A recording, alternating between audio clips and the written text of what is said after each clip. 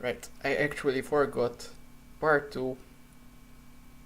So I actually forgot that I wanted to add something regarding what I learned from the other blog post about using modulation and how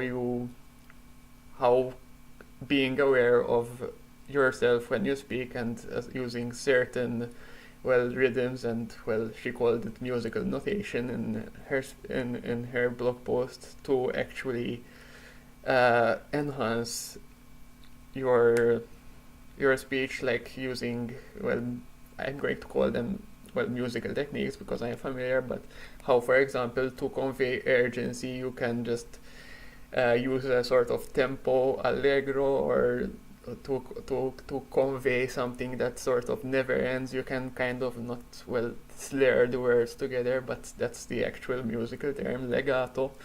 And or how you want, how if you want to be precise with your speaking, you have to you should use staccato, which where the words themselves are where the words are separated, so you're explaining things kind of like this, where every word is its own distinct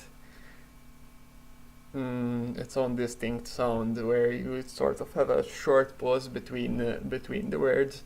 But anyway, so I tried some of that stuff in the meeting. I talked a lot for about an hour and a half, and my voice is kind of suffering from it, but I actually killed both meetings. I dragged the whole what was what was planned to be a 2 hour meeting. I actually managed to finish in 58 minutes, and I did most of the talking, most of the explanation. I was explaining very technical stuff to relative laymen, and then I actually had to give a brief summary within a few minutes of what we discussed, and it was great. So anyway, that's part two done.